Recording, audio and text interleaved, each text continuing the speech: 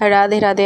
সবাই কেমন আছো? আশা করছি সবাই খুব ভালো আছো। গণেশ চতুর্থী, আর আমার বাড়ির গণেশ চতুর্থীর দিন আমরা কিভাবে গণেশ চতুর্থী করি পালন, সেটাই তোমাদের সাথে শেয়ার করছি। প্রথমে হলুদ একটা কাপড় পেতে তার উপরে হলুদ গদি দিয়ে এখানে গণেশজিকে বসিয়ে দিলাম। এরপরে ঘট স্থাপন করে নিয়েছি। তারপরে ফুল দিয়ে সাজিয়ে একটা ছোট্ট মালা, যেখানে আছে সাদা, লাল আর দূর্বা। দূর্বা কিন্তু গণেশজির খুব প্রিয়, তাই দূর্বা দিয়ে মালা গেঁথে গণেশজিকে পরিয়ে দিলাম। এরপরে এখানে করে নিচ্ছি একটা বেলপাতাতে ঋদ্ধি আর সিদ্ধি, গণেশজির দুই বইয়ের নাম আর একটা স্বস্তিক এঁকে ঠাকুরের পাশে রেখে দিয়েছি।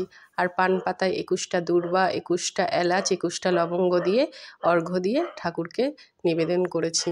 তারপর এখানে আমি প্রদীপ দেখিয়ে নিচ্ছি, আর সবশেষে গণেশজির প্রিয় মোদক, লাড্ডু আর ফল দিয়ে ভোগ দিয়ে দিলাম। গণপতি বাপ্পা মোরিয়া, মঙ্গল মূর্তি মোরিয়া।